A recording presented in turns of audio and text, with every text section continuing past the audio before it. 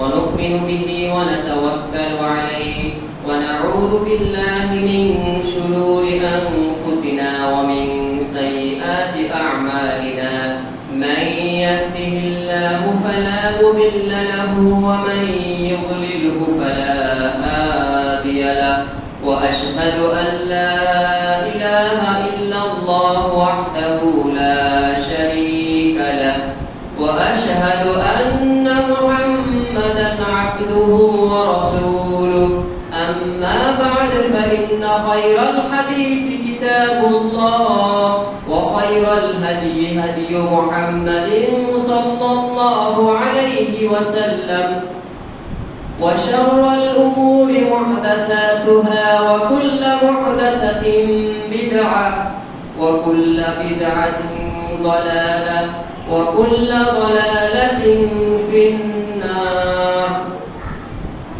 أعوذ بالله من الشيطان الرجيم. بسم الله الرحمن الرحيم. قاف والقرآن المجيد بل عجبوا أن جاءهم منذر منهم فقال الكافرون هذا شيء عجيب. بسم الله الرحمن الرحيم. فويل للمصلين الذين هم عن صلاتهم ساهون الذين هم يراءون فيمنعون الماعون.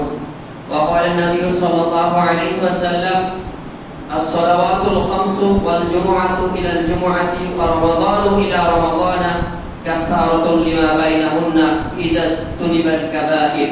رواه مسلم. প্রশংসা সিফাত এবং গুণগান একমাত্র মহান রব্বুল আলামিনের জন্য, যিনি আমাদের প্রত্যেককে সুস্থ রেখে জুমার খুতবা শুরু হওয়ার পূর্বেই মসজিদে আসার তৌফিক দান করলেন। সেই মহা মহিয়ান গরিয়ান রব্বুল ইজ্জতের শুকরিয়া আদায় করছি। সবাই পড়ি আলহামদুলিল্লাহ। সালাত এবং সালাম বর্ষিত হোক প্রতিটি নবী এবং রাসূলদের উপরে, বিশেষ করে নবী এবং রাসূলদের মধ্যে সর্বশেষে যিনি পৃথিবীতে আগমন করেছিলেন সেই মহামানবের প্রতি দরুদ এবং সালাম বর্ষিত হোক। সবাই পড়ি সাল্লাল্লাহু আলাইহি ওয়াসাল্লাম। প্রিয় উপস্থিতি, গত জুমায় আমরা খুবই গুরুত্বপূর্ণ একটি বিষয় নিয়ে আলোচনা করছিলাম। সেটি হচ্ছে পরকালে বা বিচারের মাঠে নাজাত এবং শাফাআত নিশ্চিত করতে আত্মপক্ষে শক্তিশালী সমর্থন জোগানো, এমন কিছু শক্তিশালী সমর্থন যোগ্য ইবাদত দুনিয়া থেকে আমাদেরকে পাকাপোক্ত করে নিয়ে যেতে হবে, যেগুলো কিয়ামতের মাঠে আমাদের পক্ষে সাক্ষী দিবে। কোন গুনাহের কারণে আমরা জাহান্নামে গেলেও অথবা জাহান্নামে যাওয়ার পূর্বে যদি সেই সমস্ত কার্যক্রমের মাত্রা বা ইবাদতের পরিমাণ বেশি হয়ে থাকে, আশা করা যায় সেই সমস্ত ইবাদতগুলো আমাদের পক্ষে সাক্ষ্য প্রদান করে আমাদেরকে জান্নাতে নেওয়ার ব্যবস্থা করবে ইনশাআল্লাহ। তার মধ্যে প্রথম নম্বরে আমরা আলোচনা করেছিলাম 5 ওয়াক্ত ফরজ সালাত।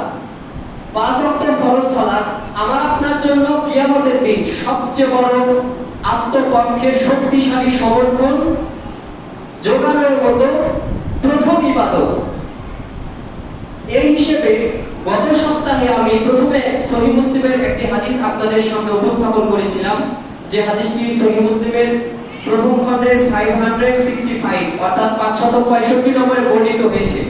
রাসূলুল্লাহ সাল্লাল্লাহু আলাইহি ওয়াসাল্লাম 5 ওয়াক্ত সালাতের স্বাভাবিক ফজিলত বর্ণনা করতে গিয়ে তিনি বলেছিলেন, যখন কোনো মুসলিম ব্যক্তি সালাতের সময় উপস্থিত হবে এবং সুন্দর করে ওযু করবে, করার পর মসজিদের দিকে হাঁটবে, এগোবে এবং মসজিদে গিয়ে কিয়াম, রুকু এবং সিজদা আল্লাহকে ভয় করে ঠিকঠাক মতো রুকুন আরকানগুলো ঠিকমতো আদায় করবে, সে ব্যক্তির সালাত আদায়ের ফজিলত হচ্ছে পূর্বের ওয়াক্তের সালাত এবং সেই ওয়াক্তের সালাতের মাঝে যে সমস্ত গুনাহ হয়েছে, বিশেষ করে ছোটখাটো যে গুনাহগুলো হয়েছে, মহান রব্বুল আলামিন এই ওয়াক্তের সালাত ঠিকমতো আদায় করার কারণে এমনিতেই ক্ষমা করে দিবে। এটা সালাত আদায়ের স্বাভাবিক ফজিলত, যেটা আমরা প্রত্যেক ওয়াক্তেই পেতে পারি। ধরে নেন কোনো একজন ব্যক্তি তার জন্মলগ্ন থেকে শুরু করে মৃত্যু পর্যন্ত যদি এই হাদিসের উপরে আমল করে এবং সে বড় গুনাহ থেকে বেঁচে থাকে, কোন একটা সালাত সে জামাত ছাড়া কখনো বাসায় বা কোনো কারণে মিস দেয় নাই, পড়ে নাই, আমল হয় নাই, জামাতে এসে পড়েছে, তাহলে সে ব্যক্তির সারা জীবনের কোনো গুনাহ থাকতে পারে? থাকতে পারে না। সে ব্যক্তি অবশ্যই জান্নাতি হিসেবে পরিগণিত হবে। এখন এই হাদিসের উপরে আমরা আলোচনা করেছিলাম, এই ফজিলত আমরা কখন পাবো? যখন আমরা ঠিকঠাক মতো ওযু করব। ওযু করার পর যখন আযান হবে, পায়ে হেঁটে মসজিদে এসে জামাতের সাথে সালাত আদায় করব এবং তাকবীরে তাহরিমা থেকে শুরু করে তাসলিম পর্যন্ত, অর্থাৎ সালাম পর্যন্ত যেভাবে রাসূলুল্লাহ সাল্লাল্লাহু আলাইহি ওয়াসাল্লাম শিখিয়েছেন সেভাবে আমরা আদায় করতে পারবো, তখনই এই ফজিলত আমরা প্রাপ্ত হব, এছাড়া সম্ভব নয়। কিন্তু আমরা এই সওয়াব, এই অর্জন, এই পুণ্য প্রাপ্ত হই না, আমাদের সালাত কবুল না হওয়ার সম্ভাবনাই বেশি। কারণ আমাদের সালাতে খুশু এবং খুজু নেই। নামাজের শুরু থেকে শেষ পর্যন্ত আল্লাহর ভয়, আমি আল্লাহকে দেখছি, দেখতে পারবো না এটা আমি জানি, কিন্তু আমার অনুভূতি এমনটা থাকবে, আমি দেখতে পাচ্ছি না, কিন্তু এই অনুভূতি অবশ্যই থাকতে হবে আল্লাহ রাব্বুল আলামিন আমাকে দেখছেন। এবং পূর্ণ বিনয়াবনত অবস্থায় বা বিনম্র অবস্থায় যে সালাত আদায় শুরু থেকে শেষ পর্যন্ত আমরা করি না, এটা না থাকলে ফজিলত আমরা পাবো না। দ্বিতীয়ত, কিয়াম, রুকু এবং সিজদা এবং শেষ বৈঠক, প্রতিটি যে রকমগুলো আছে সালাতের মধ্যে, প্রতিটা ক্ষেত্রে আমাদের অনেক মানুষের ভুলভ্রান্তি আমরা আছে, আমরা ঠিক করতে চাই না, কাউকে জিজ্ঞাসা করি না।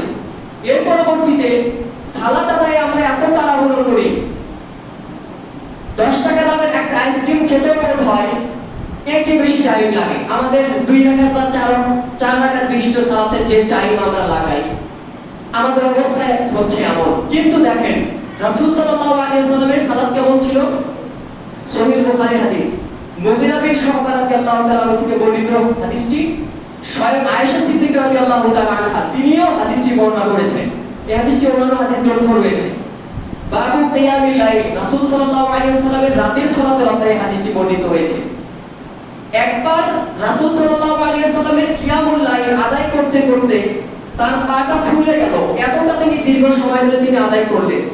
তখন সাহাবীরা তাকে জিজ্ঞেস করলেন, আপনি এমন একজন ব্যক্তি যার পূর্বে এবং পরের সমস্ত গুনাহ ক্ষমা করে দেওয়া হয়েছে, তারপরেও আপনি সালাত আদায়ের জন্য এতটা কষ্ট করছেন? তখন রাসূল সাল্লাল্লাহু আলাইহি ওয়াসাল্লাম উত্তর দিয়েছিলেন, সহিহ বুখারীর প্রথম খণ্ডে 4836 অর্থাৎ 4836 নম্বরে বর্ণিত হয়েছে। তিনি উত্তরে বলেছিলেন, আফালা আকুনু আবদান শাকুরা, তবে কি আমি আল্লাহর শুকরগুজারি বান্দা হব না? তিনি আমার গুনাহ ক্ষমা করেছেন আমি জানি, এজন্য কি আমার শুকরিয়া আদায় আরো বেশি করে করা উচিত না? তাহলে মহান রব্বুল আলামিন তার গুনাহ ক্ষমা করেছেন, তিনি সর্বশ্রেষ্ঠ মানব, সবকিছুই সিদ্ধান্ত আগে হয়েছে এবং তিনি সেটা জানেনও, তারপরেও তিনি কৃতজ্ঞ বান্দা হওয়ার জন্য চেষ্টা করছেন। কিন্তু আমার আপনার গুনাহের পরিমাণ এত যে সওয়াবের তুলনায় এটাকে তুলনা করতে গেলে আমরা কোনোভাবে এটাকে ভগ্নাংশে নিয়ে আসতে পারবো না এবং সর্বদিক দিয়ে আমাদের অবনতি। তারপরেও আমরা মহান রব্বুল আলামিনের পক্ষ থেকে ক্ষমা পাবো, সেই সার্টিফিকেট আমরা পাই নাই। তারপরেও আমরা নিশ্চিন্তে কিভাবে ইবাদতগুলো করছি, এতটা তাড়াহুড়ো করে, এতটা সহজলভ্য হয়ে কিভাবে আমরা এমনটা করতে পারি। 4, সালাত আদায়ে আমরা এতটা পরিমাণ নড়াচড়া করি যেটা আর বলার অপেক্ষা রাখে না। অথচ প্রসিদ্ধ একটি ঘটনা আছে, যে ঘটনাটি আপনাদের সামনে উপস্থাপন করলে বা আপনারা জানলে সাহাবীদের সালাত কেমন ছিল সেটা আপনারা জানতে পারবেন। 7ম হিজরিতে বা 7ম হিজরির প্রথম মাস মুহররম মাসে খয়বার যুদ্ধ সংঘটিত হয়েছিল ইহুদিদের বিপক্ষে। এই খয়বার যুদ্ধ সংঘটিত হওয়ার ঠিক 1 মাস পর, 1 থেকে 1.5 মাস পর রবিউল আউয়াল মাসে প্রথম যে যুদ্ধটি হয়েছিল সে যুদ্ধের নাম হচ্ছে গাজওয়ায়ে জাতুর রিকা। আপনারা নাম শুনেছেন হয়তো, জাতুর রিকা। আর রিকা শব্দের অর্থ হচ্ছে পট্টি, আমরা পট্টি বাঁধি না, এই যুদ্ধকে বলা হয় পট্টিওয়ালার যুদ্ধ।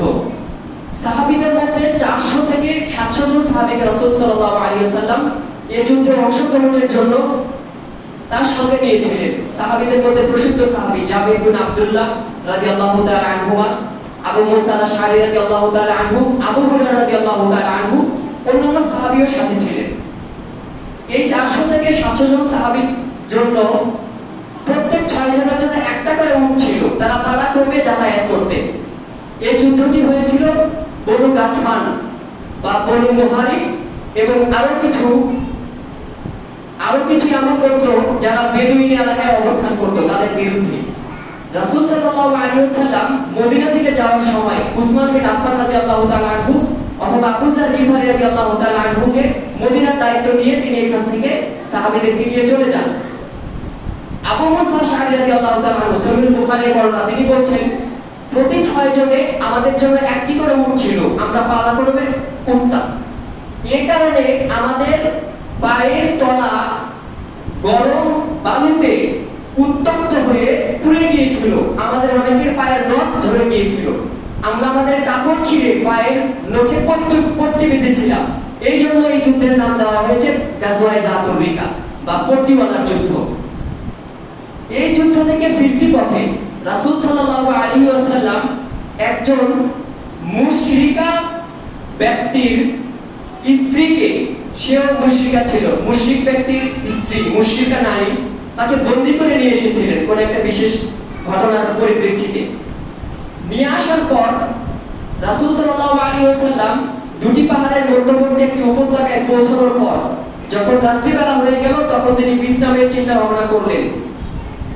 তখন রাসূল সাল্লাল্লাহু আলাইহি ওয়াসাল্লাম সাহাবীদের মধ্যে, আনসারী সাহাবীদের মধ্যে একজন আব্বাদ বিন বিশর রাদিয়াল্লাহু তাআলা আনহু এবং মুহাজির সাহাবীদের মধ্যে আম্মার বিন ইয়াসার রাদিয়াল্লাহু তাআলা আনহু দুইজনকে সকল সাহাবী রাত্রির পাহারাদারের জন্য তাদের দুইজনকে নিয়োজিত করলেন। ওই মুশরিকা নারীকে সেখান থেকে পাকড়াও করে নিয়ে আসার আগে ওই মুশরিক ব্যক্তি সে প্রতিজ্ঞা করেছিল যে মুহাম্মদ সাল্লাল্লাহু আলাইহি ওয়াসাল্লামের একজন সাহাবীকে হত্যা না করে আমি ফিরব না, এমন প্রতিশ্রুতি সে করেছিল। সে রাত্রিবেলায় সেখান থেকে রওনা দেয় রাসূল সাল্লাল্লাহু আলাইহি ওয়াসাল্লামের কোন একজন সাহাবীকে হত্যা করবে এই প্রতিজ্ঞা নিয়ে। এই দুজন সাহাবী যখন রাত্রির বিশেষ একটা টাইম পৌঁছে গেল, সকল সাহাবী এবং রাসূল সাল্লাল্লাহু আলাইহি ওয়াসাল্লাম ঘুমিয়ে গেলেন, তখন আম্মার বিন ইয়াসির রাদিয়াল্লাহু তাআলা আনহু এবং আব্বাদ বিন বিশর রাদিয়াল্লাহু তাআলা আনহুমা তারা দুজনে পরামর্শ করলেন যে আমাদের মধ্যে একজন রাত্রির প্রথম অংশ পর্যন্ত ঘুমিয়ে থাকবো আর একজন ইবাদত বন্দেগীতে লিপ্ত থাকবো, দ্বিতীয় অংশে আরেকজনকে জাগ্রত করে দিয়ে দ্বিতীয় ব্যক্তি তিনি ইবাদত বন্দেগীতে লিপ্ত হবেন। রাত্রির প্রথম অংশে আম্মার বিন ইয়াসির রাদিয়াল্লাহু তাআলা আনহু তিনি ঘুমালেন আর আব্বাদ বিন বিশর রাদিয়াল্লাহু তাআলা আনহু বিখ্যাত আনসার সাহাবী বনি আব্দুল আশহার গোত্রের সাহাবী ছিলেন, 20 হিজরিতে তিনি ইন্তিকাল করেছেন। তিনি কিয়ামুল লাইলের জন্য অর্থাৎ তাহাজ্জুদের জন্য একাকী দাঁড়িয়ে গেলেন। ওই মুশরিক ব্যক্তি যখন ওই গিরিপথে এসে দেখলো যে মুহাম্মদ সাল্লাল্লাহু আলাইহি ওয়াসাল্লামের একজন সাহাবী সে নামাজে দাঁড়িয়েছে, সকলেই ঘুমিয়ে আছে, এই একটা সুযোগ সে কাজে লাগালো। তিনি সালাতরত অবস্থায় ছিলেন, প্রথমে একটি তীর সে আব্বাদ বিন বিশর রাদিয়াল্লাহু তাআলা আনহুকে নিক্ষেপ করলো। প্রথম তীরটি তার পিঠে এসে বিদ্ধ হলো। তিনি সালাত ছাড়লেন না, সালাতরত অবস্থায় তিনি এক হাত দিয়ে তীরটি খুলে ফেলে দিলেন। একটু পরে দ্বিতীয় তীর নিক্ষেপ করা হলো, তিনি সেটাও খুলে ফেলে দিলেন। এরপরে তৃতীয় তীর নিক্ষেপ করা হলো, সেটাও তিনি খুলে ফেললেন। খুলে ফেলার পর তিনি রক্তাক্ত অবস্থায়, তারপরেও যতটুকু না করলেই না, তিনি পূর্ণ সূরাতুল কাহাফ, তিনি সূরাতুল কাহাফ তেলাওয়াত করছিলেন, যেটা মুসনাদ আহমদের হাদিসে বর্ণিত হয়েছে। সূরাতুল কাহাফ 110 আয়াত বিশিষ্ট লম্বা একটি সূরা, প্রায় 9 থেকে 10 পৃষ্ঠার মতো সূরা। এই সূরা দিয়ে তিনি সালাত শেষ করলেন, রুকু এবং সিজদা এবং কুনুত শেষ বৈঠক ঠিকঠাক মতো আদায় করে সালাত শেষ করে তার সাথে আম্মার বিন ইয়াসির রাদিয়াল্লাহু তাআলাকে জাগ্রত করলেন। করার পরে তাকে বিষয়টা জানালেন। তখন তিনি বললেন, আপনি কেন আমাকে আগে জানান নাই?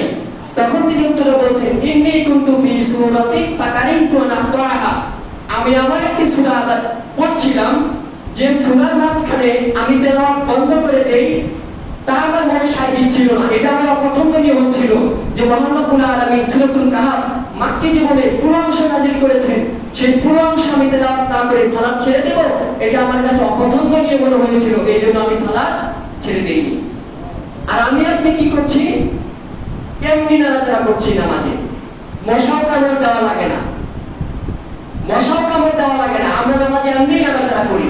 আপনারা আমার সালাতের এই যে দৃষ্টান্ত সাহাবীদের কাছ থেকে আমরা পেলাম, এটার সাথে মনে হয় যে তারা যে সালাত আদায় করেছেন সেই সালাতের সাথে আমাদের কোনো তুলনা আছে? এই জন্য রাসূল সাল্লাল্লাহু আলাইহি ওয়াসাল্লাম সাহাবীদের সামনেই, বিশেষ করে একবার যখন আব্দুর রহমান ইবনে আওফ রাদিয়াল্লাহু তাআলা আনহু, যিনি প্রথম যুগের সর্বশ্রেষ্ঠ সাহাবী এবং একসাথে রাসূল সাল্লাল্লাহু আলাইহি ওয়াসাল্লাম যে 10 জনকে জান্নাতের সার্টিফিকেট দিয়েছেন তাদের মধ্যে একজন, তিনি প্রথম থেকে ইসলাম গ্রহণ করেছেন। এবং খালিদ বিন ওয়ালিদ রাদিয়াল্লাহু তাআলা আনহু, যিনি সপ্তম হিজরির পরে অর্থাৎ রাসূল সাল্লাল্লাহু আলাইহি ওয়াসাল্লামের মৃত্যুর প্রায় 3 থেকে 3.5 বছর আগে ইসলাম গ্রহণ করেছেন। আর আব্দুর রহমান বিন আওফ রাদিয়াল্লাহু তাআলা আনহু, তিনি আরো 20 বছর আগে ইসলাম গ্রহণ করেছেন। এই দুইজন সাহাবীদের মধ্যে কোন একটা কারণে একটা দ্বন্দ্ব হয়েছিল। তখন খালিদ বিন ওয়ালিদ রাদিয়াল্লাহু তাআলা আনহু, বিখ্যাত সাহাবী, কে তাকে চেনে না, তাকে রাসূল সাল্লাল্লাহু আলাইহি ওয়াসাল্লাম ধমক দিয়ে বলেছিলেন, ওয়াল্লাহি লা তাসুব্বু আসহাবি, আল্লাহর কসম করে বলছি আমার সাহাবীদেরকে গালি দিবে না। এটা তো আমরা শিক্ষা হিসেবে পরে হাদিস হিসেবে পাচ্ছি, কিন্তু রাসূল সাল্লাল্লাহু আলাইহি ওয়াসাল্লাম তার আরেক সাহাবীকে আব্দুর রহমান বিন আওফ রাদিয়াল্লাহু তাআলা আনহুর সাথে ঝগড়া করার কারণে খালিদ বিন ওয়ালিদ রাদিয়াল্লাহু তাআলা আনহুকে বলেছিলেন, ওয়াল্লাহি লা তাসুব্বু আসহাবি, তিনবার করে বলেছেন আমার কোন সাহাবীদেরকে গালি দিবে না। এরপর তিনি বলেছিলেন, লাউ আনফাকা মুনজু নিসফাইনি মুদ্দিন ওয়াল্লাযী নাফাহু মিসতাউদিন মা আফহা সাবিলা, তোমাদের মধ্যে কোন ব্যক্তি যদি উহুদ পাহাড় পরিমাণ স্বর্ণ তোমরা আল্লাহর রাস্তায় খরচ করো, আর আমার সাহাবীদের মধ্যে কোন একজন ব্যক্তিও এক মুদের অর্ধেক, মানে এক মুদ মানে 600 গ্রাম, 600 গ্রামের অর্থ 300 গ্রাম, এক মুদ পানি দিয়ে রাসূল সাল্লাল্লাহু আলাইহি ওয়াসাল্লাম ওযু করতেন 600 গ্রাম পানি দিয়ে, আমাদের তো অনেক পানি লাগে। এই 300 গ্রাম পরিমাণ কোন সম্পদ যদি আমার কোন সাহাবী আল্লাহর রাস্তায় খরচ করে, ব্যয় করে, তাহলে তোমাদের মধ্যে কোন ব্যক্তি যদি উহুদ পাহাড় পরিমাণ, এই জাতা না, ধান চাউল না, উহুদ পাহাড় পরিমাণ স্বর্ণ যদি আল্লাহর রাস্তায় খরচ করে, তাও আমার কোন সাহাবীর 300 গ্রাম পরিমাণ সম্পদ খরচ করার সমতুল্য হবে না। এই হচ্ছে সাহাবী, আর এই হচ্ছে আমাদের দৃষ্টান্ত। তাহলে রাসূল সাল্লাল্লাহু আলাইহি ওয়াসাল্লামের সালাত এবং আমাদের সালাত কখনোই এক নয়, এবং আমরা করতেও পারছি না। কেন পারছি না, এই বিষয় নিয়ে আমাদের চিন্তা করা উচিত। গত সপ্তাহে আপনাদের সামনে আমি যে মৌলিক বিষয় নিয়ে আলোচনা করতে চেয়েছিলাম, আজকে এখন পর্যন্ত সেটাতেও আমি প্রবেশ করতে পারিনি। যাই হোক, আমি আবার মৌলিক বিষয়ে চলে যাচ্ছি। আপনাদের সামনে আমি বলেছিলাম বিখ্যাত ইমাম ইবনুল কাইয়িম আল জাওযী রাহিমাহুল্লাহ তার প্রসিদ্ধ বই লিখিত কিতাব আল ওয়াবিলুস সাইয়্যিব মিনাল কালিমিত তাইয়্যিব, এই বইয়ের 39 অর্থাৎ 39 নম্বর পৃষ্ঠায় নামাজি ব্যক্তিদেরকে 5 ভাগে বিভক্ত করেছে। আমরা প্রত্যেকেই আছি এই 5 ভাগের মধ্যে। গত সপ্তাহে আপনাদেরকে বলেছি প্রথম যে নিম্ন শ্রেণীর 2টা প্রকার আছে, এই প্রকারের বাহিরে মনে হয় খুব কম সংখ্যক লোকই আছে। কে কোন প্রকারে আছেন শব্দগুলো আপনাদের সামনে উপস্থাপন করলে আপনাদের জানতে সুবিধা হবে। তিনি বলেন, আন-নাসু ফিস সালাতি আলা মাওয়াতিবি খামসাতিন, নিশ্চয়ই মানুষেরা সালাত আদায়ের ক্ষেত্রে 5 ভাগে বিভক্ত। এক, প্রথম শ্রেণীর নাম হচ্ছে মুআক্কাব, যাদের সালাত আদায়ে তাদেরকে অবশ্যই জাহান্নামে নিয়ে যাবে। জান্নাত তো দূরে থাক এবং গুনাহ ক্ষমা করা তো দূরে থাক, তাদেরকে অবশ্যই জাহান্নামে নিয়ে যাবে। এরা কারা?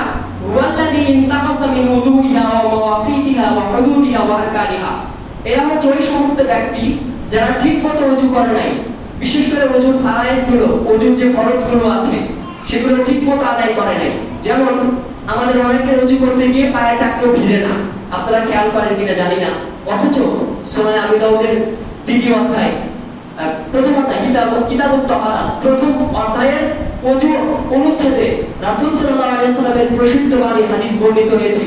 তিনি 2 বার বলেছেন, ওয়াইলুল লিল আকাব, ওয়াইলুল লিল আকাব, সেই ব্যক্তিদের জন্য আফসোস, ওই ব্যক্তিদের জন্য আফসোস যাদের ওযুর সময় এই টাকলো ভিজে না।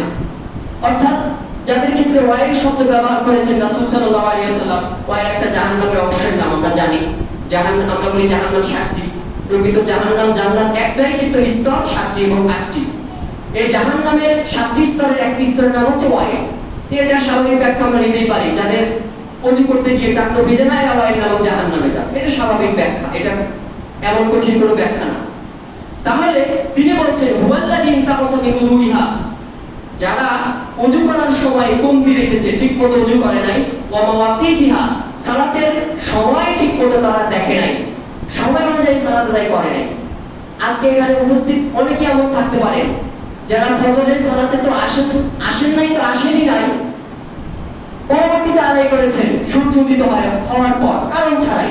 এই যে আপনি দেখেন এক নম্বরে পড়ে গেছেন, আপনার সালাতের টাইম ঠিক নাই। কারণ সালাতের জন্য শুরু এবং শেষের টাইম আছে। সূর্য উদয় যখন শুরু হয়, যেটাকে আমরা সুবে সাদিক বলি, তখন থেকে শুরু করে ফজরের সালাতের ওয়াক্ত শুরু হয় এবং সূর্য একদম আমরা দেখার আগ পর্যন্ত এর সময়টা থাকে। অর্থাৎ ফজর সালাত আদায় করার পরবর্তী 50 থেকে 55 মিনিট আমরা টাইম পাই। এটা আমাদের সালাফিদের টাইম অনুযায়ী যে সময় 50 থেকে 55 মিনিট।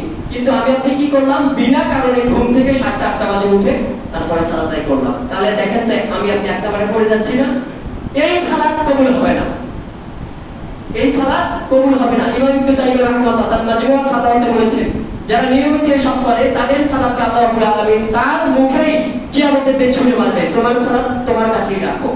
কারণ আমার নিয়ম ছিল প্রতিটি সালাতের শুরু এবং শেষের টাইম আছে। তুমি তোমার মন মর্জি মতো ইচ্ছা মতো টাইম আদায় করলে হবে? হবে না। আপনার আপনার মালিক আপনার ডিউটি টাইম দিয়েছে সকাল 7টা থেকে সন্ধ্যা 7টা পর্যন্ত, আপনি রাত 12টার দিকে এসে গেটের সামনে এসে চিল্লাচিল্লি করে বলতেছেন, চাবি দেন, কাজ করতে আসছি, সারাদিন আসতে পারিনি, হবে? একটা তো রুল রেজুলেশন আছে, তাই না? তাহলে যাদের ওযু ঠিকমতো হয় না এবং সালাতের টাইম ঠিক থাকে না, ওয়া হুদুদিহা ওযুর পদ্ধতিগত যাদের সমস্যা আছে, ওয়া আরকানিহা এবং ওযুর রুকনগত যাদের সমস্যা আছে, এই সমস্ত প্রতিটি সমস্যায় জর্জরিত ব্যক্তিদের সালাত কবুল হবে না, এই সালাত তাকে জাহান্নামে নিয়ে যাবে। তাহলে আমাদের পয়েন্টের প্রথম অংশ দেখেন মিলান।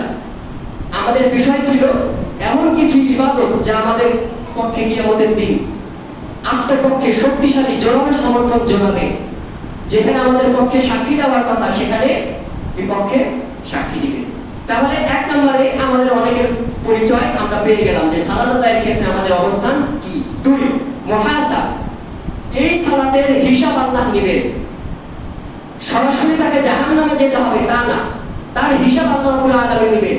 আর মান্নুবিশা ইয়াউমাল হিসাবি উযিবা, রাসূল সাল্লাল্লাহু আলাইহি ওয়াসাল্লামের হাদিস, যে ব্যক্তিকে কিয়ামতের দিন তার আমলের কারণে, তার কোনো কর্মের কারণে মুনাকাশা করা হবে, জিজ্ঞাসাবাদ করা হবে, অবশ্যই সে শাস্তি প্রাপ্ত হবে। যে তুমি এই কাজটা কেন করলে, আপনি উত্তর দিতে পারবেন? আমি পারবো না। তাহলে অবশ্যই তখন আপনাকে শাস্তি দেওয়া হবে। তাহলে দ্বিতীয় প্রকার হচ্ছে মুহাসাব। এই সমস্ত সালাতদায়ী ব্যক্তিদের সালাতের কারণে তাদের হিসাব দেওয়া হবে। কাদেরকে? দেখেন, কদ্দাইয়া মুজাহাদাতা নাফসিহি বিল ওয়াসওয়াসাতি ফাযাহাবা মা'আল ওয়াসাইসি ওয়াল আফকার।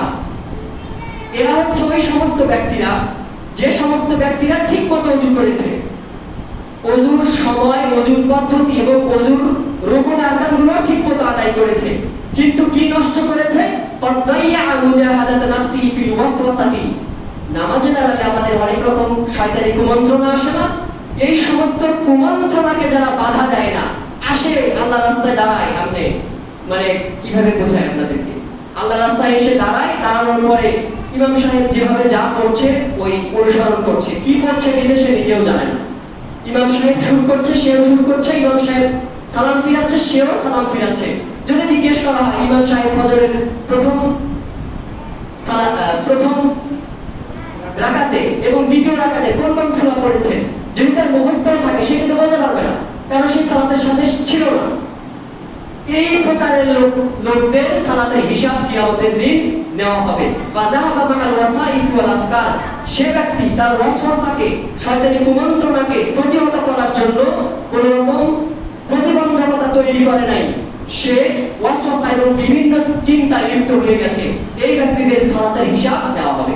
আর হিসাব নেওয়া মানে জাহান্নামে যাওয়া। নাম্বার 3 মুকাফফারুন আনহু, যে হাদিসটি আমরা প্রথমে বর্ণনা করেছি সহিহ মুসলিমের 686 নম্বর হাদিস, সেই হাদিসের ফজিলত এটা। অন্ততপক্ষে এই 3 নম্বর প্রকারের মধ্যে আসলেও আমাদের সালাতের কিছুটা প্রতিদান আমরা পেতে পারি, চেষ্টা করতে হবে অন্ততপক্ষে এই তৃতীয় প্রকারে আসার জন্য। তৃতীয় প্রকার হচ্ছে মুকাফফারুন আনহু, যার সালাতের কারণে তার গুনাহসমূহ ক্ষমা করে দেওয়া হবে। সালাত আদায়ের যে স্বাভাবিক ফজিলত, এই ফজিলত কাদের জন্য? মান হাফাযা আলা হুদুদিহা ওয়া আরকানিহা, যারা সালাতের হক, সালাতের সীমারেখা অর্থাৎ ওযু, রুকুন আরকান, পদ্ধতি সব ঠিকঠাক মতো সংরক্ষণ করেছে। ওয়া জাহাদা নাফসাহু ফি দাফ'আল ওয়াসাইস ওয়াল আফকার, এবং যখন সে সালাতে দাঁড়িয়েছে তখন যত রকমের শয়তানি ওয়াসওয়াসা এবং চিন্তা ভাবনা এসেছে সবগুলোকে সে প্রতিহত করেছে এবং দূর করেছে। ফাহুয়া ফিল জিহাদ, সে ব্যক্তি জিহাদের সমতুল্য সওয়াব পাবে। কারণ আপনি সালাতে দাঁড়িয়েছেন, অবশ্যই আল্লাহর নির্দেশ পালনের জন্যই তো এসেছেন, তাই না? আল্লাহর নির্দেশ পালনার্থে যে কোনো ধরনের যদি বাধা আসে, আপনি যদি সেই বাধার বিপরীতে প্রতিবন্ধকতা সৃষ্টি করেন, আপনি জিহাদ করছেন না, এটা এক ধরনের জিহাদ। সেটাই বলা হচ্ছে যে ব্যক্তি সালাতের সকল রকম বিধিবিধান রক্ষা করেছে এবং তার সালাতের মধ্যে যত রকম ওয়াসওয়াসা এবং চিন্তা ভাবনা আসে সবগুলোকে সে প্রতিহত করেছে, সেই ব্যক্তির গুনাহ সমূহ ক্ষমা করা হবে। তাহলে অন্ততপক্ষে এই তৃতীয় প্রকারে আসতে হবে। 4 মুসাবুন, যে ব্যক্তির সালাতের কারণে তার গুনাহসমূহ ক্ষমা করা হবে তো হবেই, বরং তার সাথে আরো তাকে অনেক পরিমাণ নেকি বা পুণ্য দেওয়া হবে। মান আকবালা হুকুকাহা ওয়া আরকানাহা ওয়া হুদুদাহা, এটি সেই সমস্ত সালাত আদায়কারীদের জন্য যারা সালাতের হক ঠিকমতো আদায় করেছে, পূর্ণ করেছে, সালাতের রুকুন এবং যত ধরনের সীমা এবং পদ্ধতিগত বিষয় ছিল সবগুলো পূর্ণাঙ্গরূপে আদায় করেছে। ওয়াস্তাগফারা ক্বাবলু কলবুহু মুরাআতা হুদুদিহা ওয়া হুকুকিহা, এবং সে সালাতের শুরু থেকে শেষ পর্যন্ত মহান রব্বুল আলামিনের এই বিধান পালন করার ক্ষেত্রে সর্বোচ্চ চেষ্টা করে তার হকগুলো ঠিকঠাক মতো আদায় করার, এবং তার অন্তরটা শুরু থেকে শেষ পর্যন্ত সালাতের মধ্যেই থাকে। অর্থাৎ এই ব্যক্তিকে শয়তান কোনো রকম কুমন্ত্রণা দিতে পারে না, এটা হচ্ছে এর পার্থক্য। তৃতীয় প্রকার ছিল কুমন্ত্রণা দেওয়ার চেষ্টা করে, কিন্তু সে ব্যক্তি তার মানসিক জিহাদের মাধ্যমে সকল রকম চিন্তাকে দূর করে দেয়। আর চতুর্থ প্রকারের পার্থক্য হচ্ছে সে ব্যক্তি এমন পর্যায়ে পৌঁছেছে শয়তান তার আশেপাশে আসার সুযোগ পায় না, তার সালাতে কোনো রকম বিঘ্ন ঘটানোর সুযোগ পায় না। এমন কি বাচ্চা আমাদের সমাজে পাবেন? এমন খুবই দুষ্কর। সর্বশেষ এবং 5 নম্বর, যারা প্রকৃত সালাত আদায়কারী, যাদের সাথে সাহাবীদের মিল ছিল, মুকাররাবুন মির রাব্বিহি আযজা ওয়া জাল্লা, যে ব্যক্তিদের সালাত কিয়ামতের দিন আল্লাহ রাব্বুল আলামিনের সবচেয়ে ঘনিষ্ঠতর করবে, এই সমস্ত ব্যক্তি তারাই মান কানা মাশগুলুন বিরাব্বিহি আযজা ওয়া জাল্লা কালিলাল আইনি বিহি, যে ব্যক্তিরা তাদের সালাতকে মহান রব্বুল আলামিনকে পাওয়ার ক্ষেত্রে নিজেদের চোখের শীতলতা, নিজেদের চক্ষু শীতলতা হিসেবে গ্রহণ করেছে এবং তার রবকে পাওয়ার জন্য ব্যস্ত হয়ে পড়েছে, মুরাকিবান লাহু, এবং তার রবকে কিভাবে পাওয়া যায় সেই বিষয়কে তারা পর্যবেক্ষণ করছে, মুমতাকিয়ান মিন মাহাব্বাতিহি ওয়া আযমাতিহি, এবং তারা তার রবের মহাব্বত, তার রবের ভালোবাসা এবং তার মহত্বতায় নিজেকে বিলীন করেছে। কান্নাহু ইয়ারাহু ওয়া ইউশাহিদুহু, যেন সে তার রবকে দেখছে এবং তার রব তাকে তার সালাত আদায়ের সময়ে দেখছে। ওয়াকাদ ইয মাহালাত তিলকাল ওয়াসাইস ওয়া তাফাআত হুবুহা বাইনাহু ওয়া বাইনা রাব্বিহি, তাদের সালাত আদায় এমন পর্যায়ে পৌঁছেছে যে শয়তান কখনোই তাদের অন্তরে ওয়াসওয়াসা তৈরি করতে পারে না, যার কারণে তার এবং তার রবের মাঝে পর্দা উঠে গেছে। এটি হচ্ছে 5ম প্রকার সালাত আদায়কারীদের একটা বিশেষ বৈশিষ্ট্য। এই বৈশিষ্ট্য সম্পন্ন লোকেরা কি আমরা দেখেছি? কল্পনা করা যায়? তাহলে এই যে 5টি প্রকার, মুআকাব, যে সমস্ত ব্যক্তিদের সালাত তাকে জাহান্নামে নিয়ে যাবে, মুহাসাব, যার সালাতের কারণে তাকে হিসাব নেওয়া হবে, মুকাফফারুন আনহু, যার সালাতের স্বাভাবিক প্রতিদান হিসেবে তার গুনাহ ক্ষমা করা হবে, মুসাবুন, চতুর্থ প্রকার, যার সালাত আদায় করার কারণে তার গুনাহ ক্ষমা তো হবে এবং তার পাশাপাশি তাকে নেকি দেওয়া হবে। 5 মুকাররাবুন মির রাব্বিহি আযজা ওয়া জাল্লা, যে সমস্ত সালাত আদায়কারী ব্যক্তিরা কিয়ামতের দিন মহান রব্বুল আলামিনের সবচেয়ে নিকটবর্তী হওয়ার চেষ্টা করার জন্য যারা দুনিয়াতে চেষ্টা করেছে তারা মহান রব্বুল আলামিনের নিকটতম বান্দা হিসেবে পরিগণিত হবে। তাহলে এখনই আমাকে আপনাকে সিদ্ধান্ত নিতে হবে যে আমরা কোন প্রকারের সালাত আদায়কারীদের মধ্যে অন্তর্ভুক্ত হতে চাই। কিভাবে হতে হবে সে বিষয়ে আমরা প্রত্যেকেই জানি, আলোচনাও হয়েছে। এখন দুটো বিষয়ের প্রথমটি হচ্ছে যে দুটো বিষয় আমাদের এলাকার সাথে সম্পর্কিত। গত 1.5 সপ্তাহ আগে শুধুমাত্র খুতবায় বলার জন্য আমি এই বিষয়টা অবজার্ভ করেছি সেটি হচ্ছে সম্ভবত 13 জন কোন একটি ওয়াক্তে আমরা ছিলাম। 13 জনের মধ্যে ফরজ সালাত শেষে 3 জন বাদে বাকি সবাই সুন্নাত পড়া ছাড়া উঠে চলে গেলেন। আমাদের মুন্সিপাড়ার অনেক, বিশেষ করে ছেলেপেলেদের মধ্যে একটা কি বলবো, একটা স্বভাব চলে এসেছে, আগের সুন্নাত পড়ে না। কেন পড়ে না আমি জানি না। তাদের কি সওয়াবের পরিমাণ বেশি হয়ে গেছে, নাকি তারা ফেরেশতাদেরকে সওয়াবের পরিমাণ লিখতে লিখতে তাদেরকে ক্লান্ত করে ফেলেছে, আমার জানা নেই। অনেকের মধ্যে এই স্বভাবটা দেখা যাচ্ছে। এই জিনিসটা কেন তা আমি জানি না। যদি তারা বলেন যে বাসায় গিয়ে আমি সুন্নাত পড়ি বা আগেরটাও বাসায় পড়ে আসি, পরেরটাও বাসায় গিয়ে পড়ি, তাহলে ঠিক আছে। রাসূল সাল্লাল্লাহু আলাইহি ওয়াসাল্লাম পরামর্শ দিয়েছেন নফল সালাতগুলো বাসায় পড়ার। বাসা বাড়িকে কবর বানাতে নিষেধ করেছেন। বাসা বাড়িতে সুন্নাত পড়ার জন্য রাসূল সাল্লাল্লাহু আলাইহি ওয়াসাল্লাম পরামর্শ দিয়েছেন। সেই পরামর্শ গ্রহণ করে কেউ যদি ফরজ সালাতের আগে এবং পরে সুন্নাত বাসায় পড়ে তাহলে ঠিক আছে। কিন্তু 10 জনের মধ্যে সম্ভবত একজনও বাসায় গিয়ে পড়েন না, আমি যতটুকু খোঁজ খবর নিয়েছি। এটা কেন হচ্ছে তা আমার জানা নেই। অথচ সুনানে তিরমিজির প্রসিদ্ধ হাদিস 465 নম্বরে বর্ণিত হয়েছে, কিয়ামতের দিন প্রথমে ফরজ সালাতের হিসাব নেওয়ার পর যদি সালাত আদায়ে কোনো কমতি হয়, তাহলে আল্লাহ রাব্বুল আলামিন ফেরেশতাদেরকে বলবেন যে আমার বান্দার কোনো তাতাওয়া, কোনো নফল সালাত আছে কিনা, সেগুলোর মাধ্যমে তার ফরজ সালাতের ঘাটতি পূরণ করা হবে। আমার আপনার ফরজ সালাতেই তো কত ত্রুটি আছে, তাহলে কেন আপনি এই সুন্নাতগুলো, এই বোনাসগুলো কেন আপনি মিস করছি, আমাদের জানা নেই। দ্বিতীয় বিষয়, অনেক আগে থেকে আমি যতটুকু খোঁজ নিয়েছি, বিনা কারণে কোনো ওজন ছাড়াই ফরজ সালাত বাসায় পড়ে। কেন পড়েন আমি জানি না, কি কারণে বাসায় পড়ে। রাসূল সাল্লাল্লাহু আলাইহি ওয়াসাল্লাম 1 রবিউল আউয়াল মক্কা থেকে হিজরতের উদ্দেশ্যে বের হলেন। দীর্ঘ 8 দিনের সফরে কুবা প্রান্তরে গিয়ে তিনি অবতরণ করলেন। কুবাতে গিয়েই তিনি প্রথমে মসজিদে কুবা নির্মাণ করেছেন। 4 দিন সেখানে থেকেছেন। পরবর্তী 12 রবিউল আউয়াল শুক্রবার সকালে কুবা প্রান্তর থেকে তিনি রওনা দিয়েছেন এবং দুপুরের পর মদিনায় গিয়ে অবতরণ করেছেন। মদিনাতে গিয়েও তিনি সর্বপ্রথম মসজিদে নববী নির্মাণ করেছেন। মসজিদে সালাত আদায় করা এতটাই গুরুত্বপূর্ণ, যার কারণে রাসূল সাল্লাল্লাহু আলাইহি ওয়াসাল্লাম সাহাবীদেরকে সব সময় সালাতের কথা বলতেন। সাহাবীরাও বলতেন, আমরাও পেয়েছি।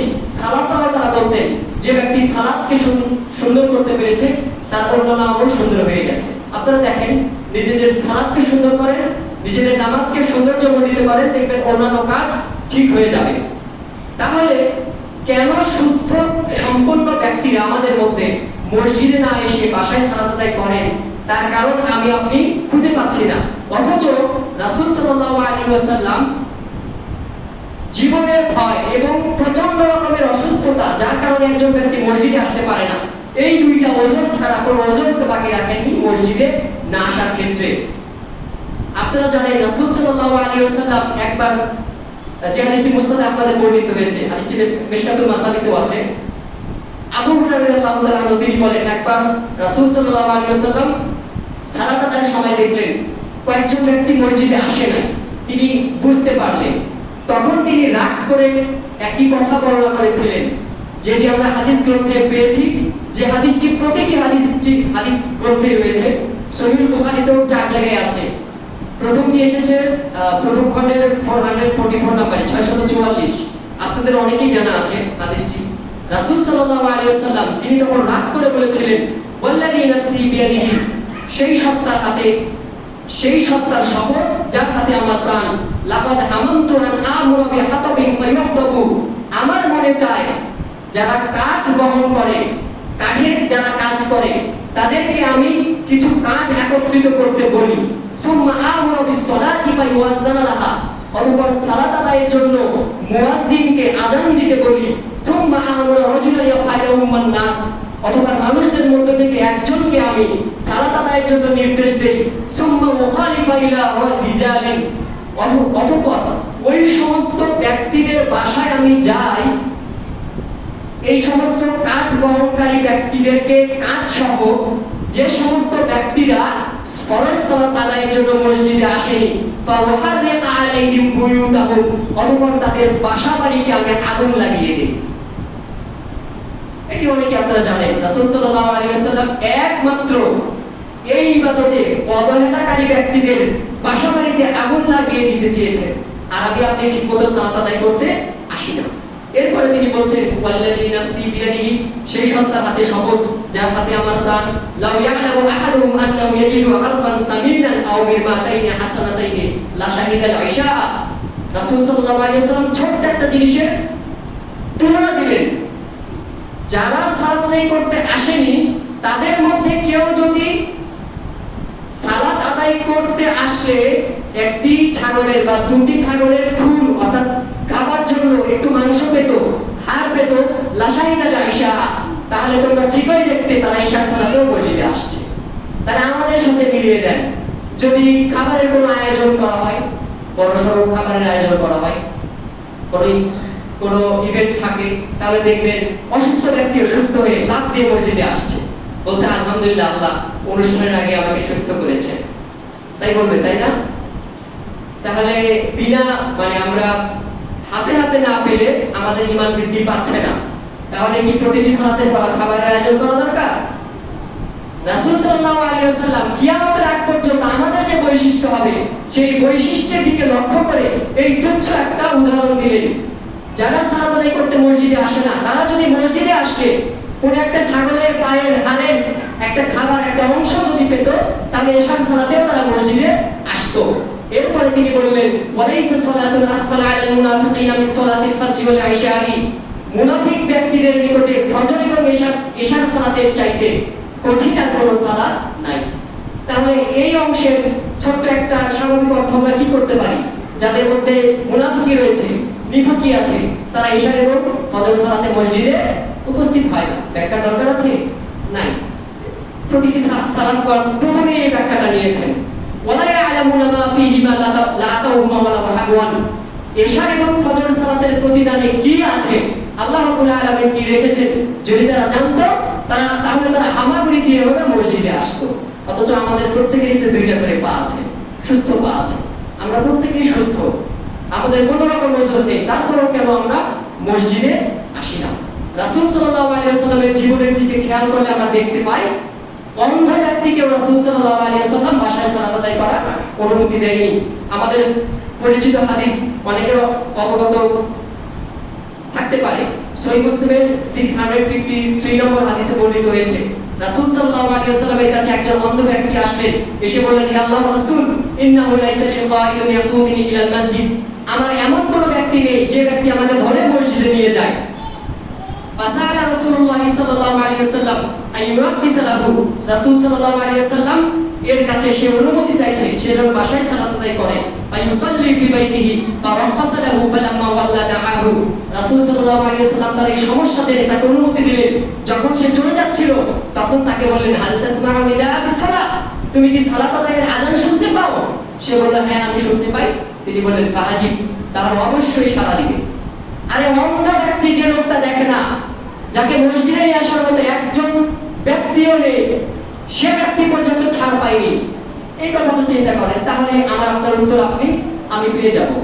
একজন অন্ধ ব্যক্তিও সুযোগ পায়, অন্ধ দেখতে পায় না, বুঝেন তো ব্যাপারটা নাকি? দেখতে পায় না, এর চেয়ে বড় ওজনা কি হইতে পারে? তারপরে সে অনুমতি পেল না। রাসূল সাল্লাল্লাহু আলাইহি ওয়াসাল্লাম তাকে বললেন, তুমি অবশ্যই সাড়া দেবে। আরেকটা হাদিস বর্ণনা করলে বিষয়টি ক্লিয়ার হবে। হাদিসটি বর্ণিত হয়েছে সুনান আবি দাউদের 2য় অধ্যায় হাদিস নাম্বার 552 এবং 553 নম্বরে। প্রসিদ্ধ সাহাবী আব্দুল্লাহ ইবনে উম্মে মাকতুম রাদিয়াল্লাহু তাআলা আনহু, আমরা অনেকেই জানি তিনি অন্ধ ছিলেন। তিনি নবী সাল্লাল্লাহু আলাইহি ওয়াসাল্লামের কাছে এসে বললেন, ইন্নাল মাদিনাতা কাসীরাতুল হাওয়ামি ওয়াস সিবাই, হে আল্লাহর রাসূল, মদিনাতে অনেক কীটপতঙ্গ এবং বিষাক্ত পোকামাকড়ে ভর্তি হয়ে গেছে, এমন একটি শহরে পরিণত হয়েছে। ওয়াইন্নি রাজুলুন যাহিরুন বাসারি শাসরুদ্দার, আর আমি এমন একজন ব্যক্তি, আমার চোখের জ্যোতি একদম কমতে কমতে শেষের দিকে, শাসরুদ্দার, আমার বাড়িও অনেক দূরে। ওয়ালাইসা লি কারিদুন ইউলাইমুনি, আর আমার এমন কোনো সহযোগী নেই যে আমাকে ধরে ধরে অনুগমন করে মসজিদে নিয়ে আসবে। তাহাল্লি রুখসাতুন আল উসাইলিয়া ফি বাইতি, আমি কি আমার সালাত আদায়ের জন্য বাসায় পড়ার ক্ষেত্রে অনুমতি পেতে পারি? তখন তিনি বললেন, আল তাসমাউ নিদা, তুমি কি আযান শোনো? আবার বললেন, আতাসমাউ হাইয়া আলাস সালাহ হাইয়া আলাল ফালাহ, তুমি কি হাইয়া আলাস সালাহ হাইয়া আল ফালাহ এটা শোনো? যদি শোনো, তুমি কি শোনো? তখন রাসূল সাল্লাল্লাহু আলাইহি ওয়াসাল্লামের প্রশ্নের উত্তরে সে বলল হ্যাঁ। তিনি মূলত ধমক দিয়ে বলছিলেন তুমি কি শোনো হাইয়া আলাস সালাহ হাইয়া আল ফালাহ? তিনি বললেন হ্যাঁ শুনি। তখন রাসূল সাল্লাল্লাহু আলাইহি ওয়াসাল্লাম বললেন ফাহাইয়া আল্লাহ, অবশ্যই এই দুই হাইয়া এর উত্তর দাও। হাইয়া অর্থ আসো। এই হাইয়া আলাস সালাহ এবং হাইয়া আল ফালাহ যে দুই হাইয়া আছে, এই হাইয়ার মাধ্যমে যে তোমাদেরকে ডাক দেওয়া হয়, এই ডাকের দিকে তুমি অবশ্যই সাড়া দিবে। লা আজিদু লাকা রুখসাতান, তোমার জন্য আমি কোনো রুখসাত পাচ্ছি না, অর্থাৎ কোনো সুযোগ পাচ্ছি না। তাহলে একজন অন্ধ ব্যক্তিও যদি পাঁচ ওয়াক্ত সালাত আদায়ের জন্য কোন রকম ছাড় না পান, তাহলে আমি আপনি ছাড় পাওয়ার কোনো সুযোগ নাই। তবে অবশ্যই আমাদের মনে রাখতে হবে, এমন রকম যদি অসুস্থতা হয় আসলে মসজিদে আসতে পারছি না, এমন যেন না হয় সব জায়গায় যাইতে পারি মসজিদে আসতে পারি না। এমন হয় অনেক লোক সারাদিন ট্যাঙ্গার করে ঘুরবে, নামাজের সময় বলবে অসুস্থ বা মসজিদে যাইতে পারছি না, এটা অনেকেরই স্বভাব। এমনটা যদি হয় তাহলে তো হবে না। আসলে যদি আমি আপনি ওজনগ্রস্ত হই, তাহলে আমার আপনার জন্য অবশ্যই বাসায় করার অনুমতি আছে। এমন না যে একটা লোক মরে যাচ্ছে তাকে ধরে নিয়ে আসবেন মসজিদে যে নামাজ পড়াবো, এমনটাও না, এতটা কঠিন না। অবশ্যই প্রতিটি ইবাদতের ক্ষেত্রে সুযোগ আছে, ছাড় আছে। মহান রব্বুল আলামিন আমাদের প্রত্যেকের সালাতকে কবুল করুন এবং আমাদের প্রত্যেককে পাঁচ ওয়াক্ত ফরজ সালাতি হিসেবে, ফরজ নামাজি হিসেবে কবুল করুন, আল্লাহুম্মা আমিন। সর্বশেষে একটি কথা, দ্বিতীয় নম্বর যে পয়েন্ট আমি আপনাদের সামনে বলার চিন্তা ভাবনা করেছিলাম, আপনাদের শুধু মাথায় দিয়ে রাখি, এর পরবর্তীতে আলোচনা করার আপাতত হয়তো কুরবানির আগে সুযোগ পাবো না, যেহেতু আমি ঢাকায় চলে যাব। সেই পয়েন্টটি শুধু আপনারা মাথায় রাখেন, সেটি হচ্ছে নিজে কোরআন শিক্ষা না করা এবং স্ত্রী সন্তান সন্ততিকে কোরআন এবং নামাজ শিক্ষা না দেওয়া এবং পাশাপাশি শিষ্টাচার শিক্ষা না দেওয়া। আমি আপনি বাড়ির কর্তা হিসেবে অবশ্যই নিজের স্ত্রী সন্তান সন্ততিকে কোরআনুল কারীমের তেলাওয়াত এবং কোরআনুল কারীমের যে মৌলিক জ্ঞান, বিশেষ করে আকীদা এবং ফরজ আমলগুলোর যে জ্ঞান অবশ্যই শিক্ষা দিব এবং স্ত্রী এবং সন্তান সন্ততিকে অবশ্যই শিষ্টাচার ভদ্রতা শিক্ষা দিতে হবে।